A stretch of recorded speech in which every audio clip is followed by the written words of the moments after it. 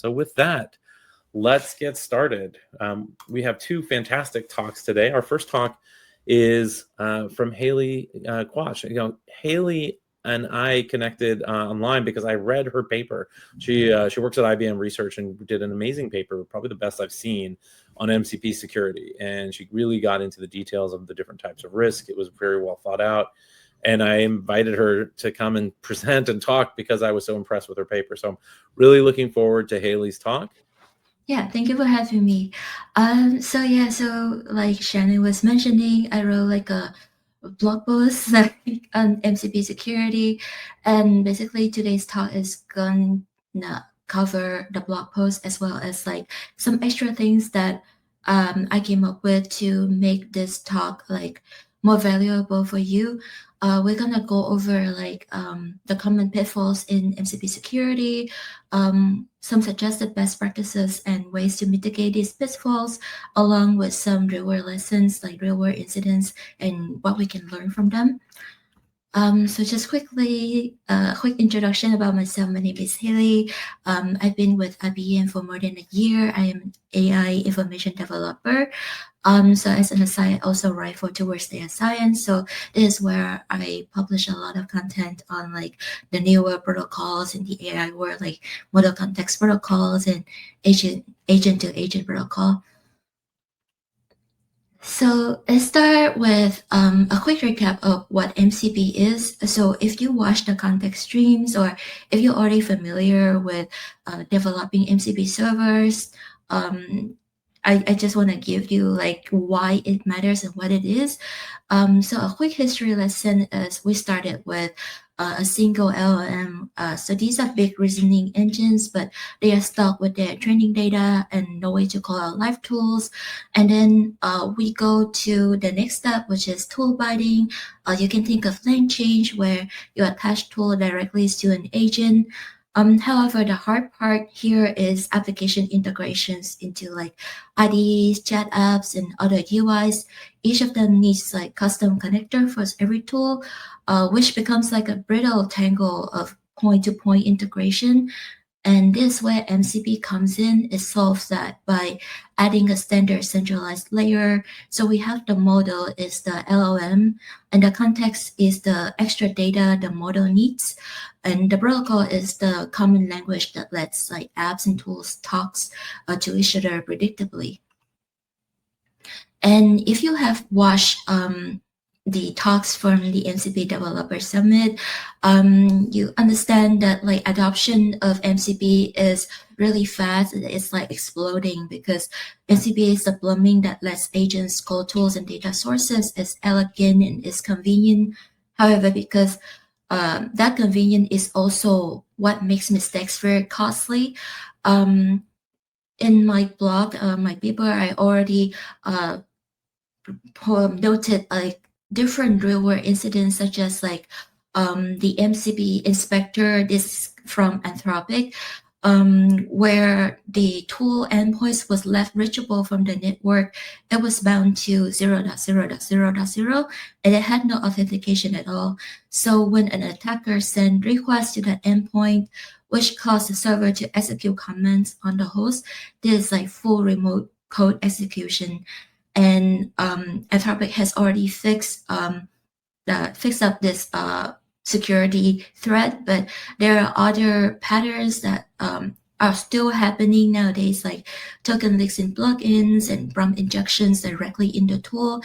And this is why MCP security is becoming more and more important. It is not just an afterthought for developers who are developing MCP server anymore. And then here I just want to give you like a big overview and summary of all the common MCP security pitfalls. I'm sure that like you have heard a lot of other speakers mention these, but I want to give you like a quick recap of everything I have like came across so far. So one fundamental challenge is ensuring that MCP facilitated actions occur with proper authorization and context.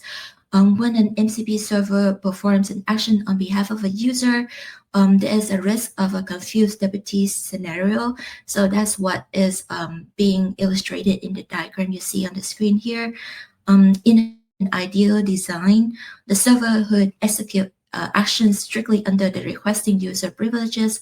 However, in practice, if not implemented correctly, an AI agent could unintentionally use the server's own elevated privileges or store credentials to access resources that the human user shouldn't have access to.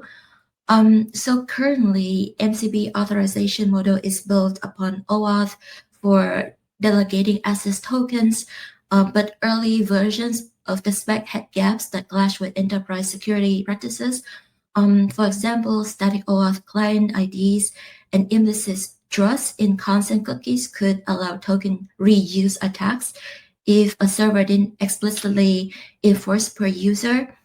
And efforts are underway to update the MCP auth specification to better align with secure patterns. For example, like enforcing dynamic client registrations.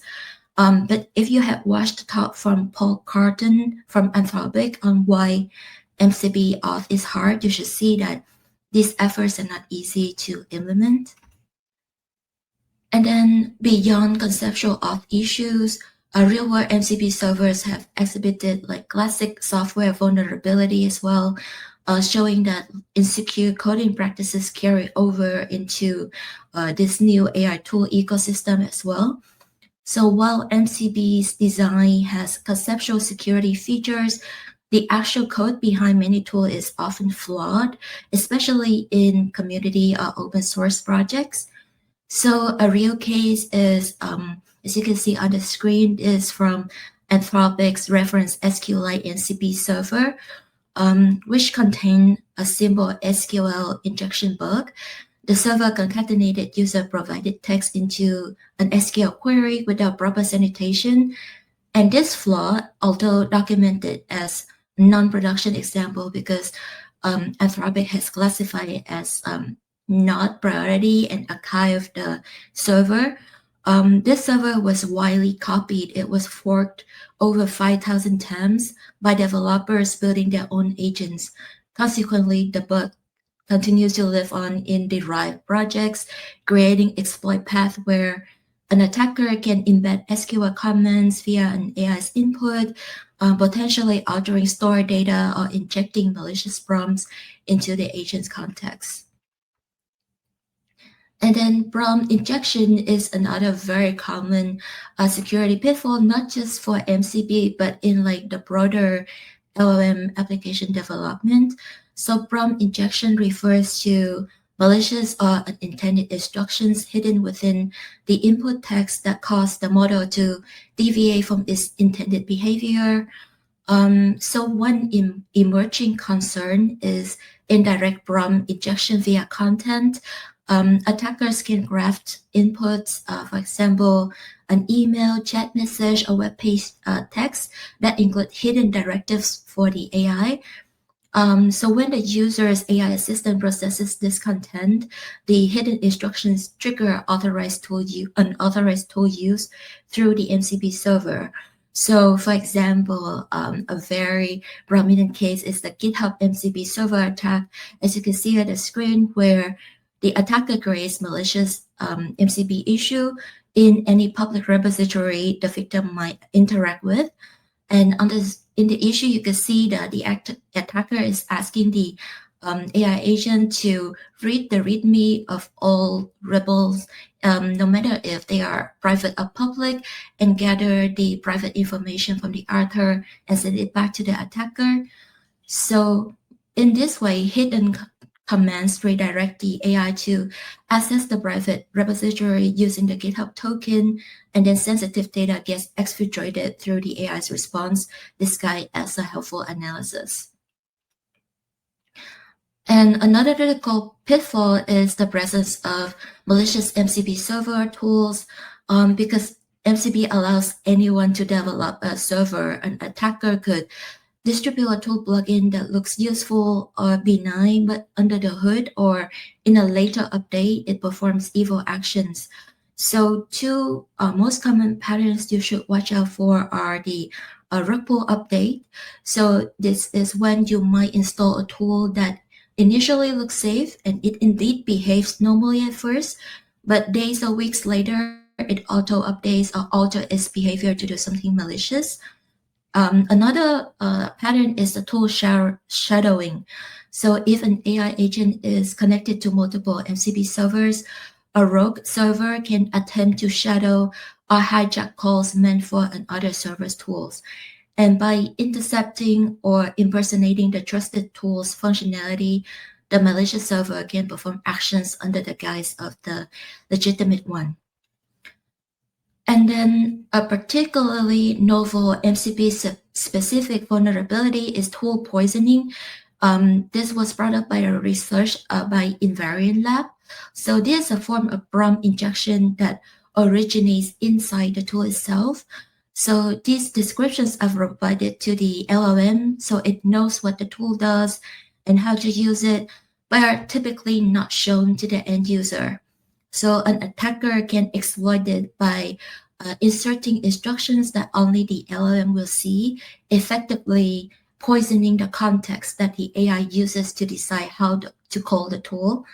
So in one case, and this from the research by the Invariant Lab as well, the tool's docstring includes a hidden important section, as you can see on the screen, that instructs the AI assistant to quietly read a private file and supply it back to the attacker as a secret parameter side node whenever the add function is called. And then last but not least, MCP servers often needs access to user accounts and data, which means tokens and credentials are concentrated in one place. So this creates significant risk if those credentials are compromised. So two major scenarios of concern are OAuth token theft and account takeover, and also overbroad permissions and data aggregation. So with all of those pitfalls in mind, I want to give you like a summary of the recommended best practices and mitigations. And note that these are my own recommendations. It tries to give you a reference. You don't have to follow it to the T, but I researched and I think these are pretty good best practices to begin with. So the first set of best practices that you should do immediately, I categorize it at P0, is first don't pass users token through, because if you forward a user token login if you forward a user's login token, anyone who sees that token can act as a user. So you should have the gateway remove the user authorization header and use a short-lived credential specifically for the connector instead. You should also always check tokens on the server. So make the server check the token's audience, issuer, and expiry every time. You should stop services from listening to the whole internet. Basically, don't do what MCP inspector was doing before. You should require signed connector code and stop auto updates. So only install connector builds that are cryptographically signed and turn off automatic updates in production. And then make destructive actions require a human input. So if an action would delete or change data, show it to a person for approval before running it. And then you should also sanitize inputs, right? So strip control characters, normalize white spaces, remove code fences, and run simple validation tools on any user or store text before it's used in a prompt. And lastly, validate the model outputs before executing tools. So again, do sanity check for generated tool calls, and then have a allow list, block or require review for anything outside those allowed lists or whitelists. And then next, these are the actions that you can do near term. So like within days or weeks, you should add quick safety checks to your deployment pipeline. Add tests that check, is this server publicly reachable, or does it accept requests from any other origin, or does it accept tokens with the wrong audience? And limit what each tool can do. So give each connector exactly the permission it needs and nothing more. And you should also sandbox new tools before they are trusted. So start new connectors in an isolated environment and run a small mock test before making them safe. And don't send secrets to external models. So strip secrets out before sending anything to external LLM or use your own private model. And then in the midterm, you should create a catalog of approved tools. So keep a registry where every entry is reviewed and signed, and harden the gateway if your organizations are using MCP gateways or LLM gateways. So you should harden these because now they become like high value target for these attacks.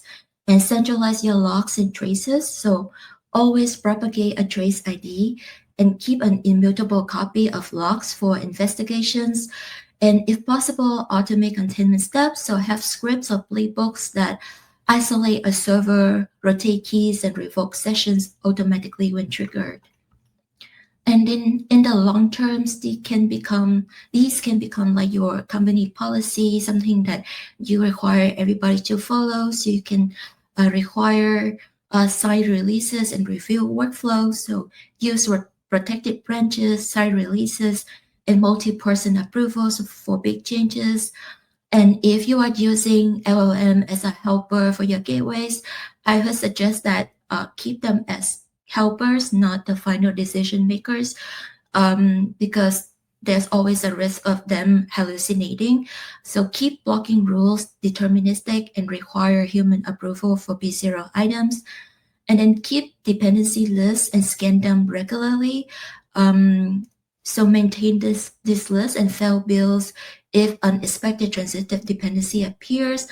And lastly, run regular red teams and audits. So schedule quarterly tests and catalog rechecks. And after I give you all those best practices, I also want to give you something kind of concrete so you could apply your knowledge to. And due to that, I want to suggest using a threat model process so that you can prioritize your real risk, do CI checks that you can run, and a short incident playbook that you can use immediately. So in this threat model process, you can think of it as like a repeatable checklist you can use on any MCP deployment. And again, this is my suggestion and recommendation. You don't have to follow them to the T. But here in this process, we should start with scope and access. So you start by naming what you are protecting, or whether they are API tokens, tool connectors, user data catalogs, or the gateways themselves. So be explicit, say where secrets live and which components hold privileged access. And then after that, you should identify the actors who can touch these assets. Are they external attackers, compromised third-party tools, gateway admins, insiders, and even the LLMs or tool maintainers? So naming these actors will help you write concrete abuse stories. And then the next step is to map attack surfaces and flows. So draw the flows from the client to the gateway to the server to external service. And then in the flow, mark the trust boundaries. It could be auth, runtime sandbox, catalog. This is where we visually find weak links. And then you enumerate the threats and the attack vectors. So for each flow, write down how it can be abused, either as token theft, ROM injection, connector exfiltration, etc. Keep it practical so that you can prioritize the ones that can actually hurt you. And then you assess the likelihood and impact of each of these threats. So score each threat by how likely it is and how bad the fallout would be so that the teams don't waste time on low impact stuff. And lastly, you should have a plan to mitigate and prioritize. So pick one or two high leverage controls for P0 items and turn those into CI tests, runbooks, and scripts that you can run. And again, if your company is using gateways, then treat these as service that you will protect with the highest standards. And again, so I'm just showing like the idea of having gateway as the control plane again. I know that OBOT and like a lot of other organizations are beginning to adopt MCP gateways and LLM gateways. So again, since these are the natural control plane for MCP adoption now, you have to really defend them as your highest priority items. And lastly, I just want to leave you with an example of how you can design a threat model matrix based on the threat model process that I was showing you before. So this is an example where you can have like different columns for the threat ID, the attacker goal, its impact, the likelihood, the priority, and then you can draw out like the flow for each scenario. So for example, the first row is for token theft. Token theft is one of the most actionable risks. So if an attacker gets tokens, they can impersonate user or agents. So you should make tokens short-lived, validate audience claims, and avoid accepting bearer tokens forwarded from untrusted clients.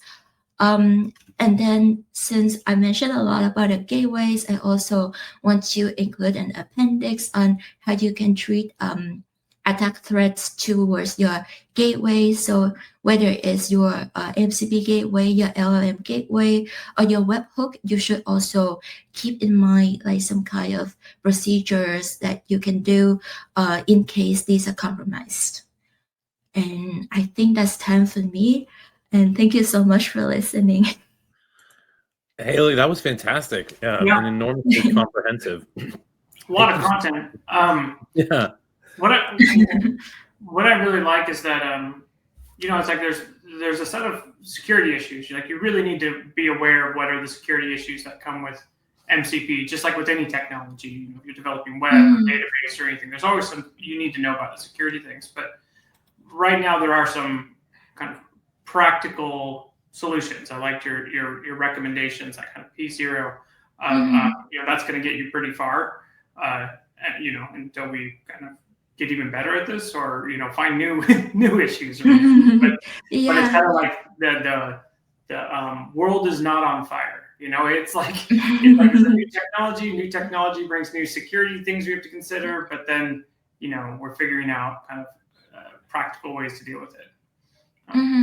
Yeah, because like I'm surrounded by a lot of interns at IBM, and when MCP came out, they are very excited to adopt them without really like thinking about the securities threats that could happen. So if they see like a third-party MCP server, they're just very excited to adopt it right away into enterprise like programs and applications. And like I started reading about these like real-world incidents, and I'm like, oh, you guys should stop and kind of read the code and try to like kind of filter it out first before you use them. And also a lot of the talks and tutorials I read, even though they list out the mitigation and best practices, I feel like they're very abstract still. Like we have companies that are building tools like MCP gateways to help us like manage just like sessions and authentication, but like if your company wants to do this yourself, how can you start? So that's why I thought giving people an idea of making the threat model matrix could be a good start. It's interesting, Hailey, because I think in a lot of ways, I actually think most companies that I'm talking to are somewhat aware of the potential risk of MCP. Like just, especially the bigger the company is, the more likely they've already set some guidelines, or they're at least trying to tell people like, hey, whoa, hold on, think about what we're doing here. Where I think there's actually people getting killed right now is in the personal sector. I think your personal sector of sort of early career developers who haven't lived through, all of the security challenges of web development or cloud native or anything else. I think those people are, they're finding cool MCPs that do cool things that add value to their vibe coding, especially, I think a lot of times the people who are maybe not even highly trained developers, but now vibe coding, they're finding MCPs that can add value to that. So they're attaching it, and those MCPs are stealing their tokens, stealing their data. And so I really hope people who are working on their own are looking at this and really looking at looking for MCPs. When you deploy an MCP, you better know what it does, and you better have looked at it, and you better be confident that it's something that you want, and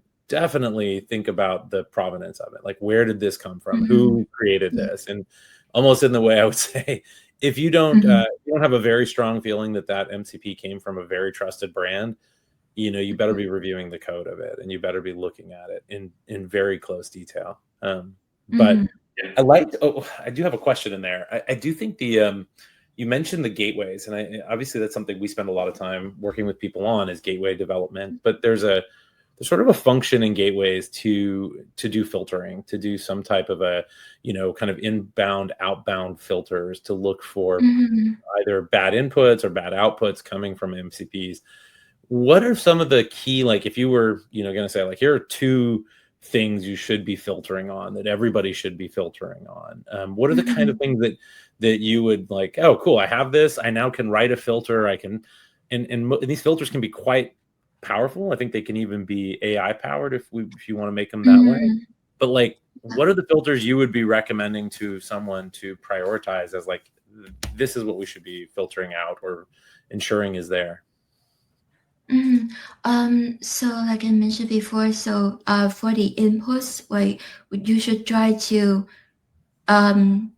sanitize it in the way that you usually like sanitize any kind of inputs in other coding practices, like strip, like white space, special characters. If there's like hidden characters or special characters, you should sanitize those as well. And then for the outputs, like in the SQL injection attacks, this is because the outputs from the tool was like passed directly to the next tool or the agent. So we have to also validate these outputs to make sure that like it's not containing any kind of private data, any information that could be passed on, like potentially to external services. And I understand that I was looking into how a lot of companies build their MCP gateway as well. And unfortunately, like a lot of them, I don't really have the actual implementations, but I understand that like if you want to scale it for a big organization, then an LLM or AI could really be useful in helping you triage all these. So like you could have like instructions for the LLM, you could have it in its prompt, and then you can have like blocking rules or like anything that help you like make your work faster. But I would suggest that like with the help of AI, you also have to be careful, right? Because there's always a risk of them hallucinating. So even if you're using them, I would suggest having a human in there as well to triage the output from these LLM helpers and analyzer, to make sure that they are doing what they are told exactly and not hallucinating and came up with something odd, or like even to make sure they are not being poisoned as well. Yeah, great advice. Hailey, thank you so much. This was great. I really appreciate you taking the time to come on today and join us. Yeah, thank you so much for having me. It was great.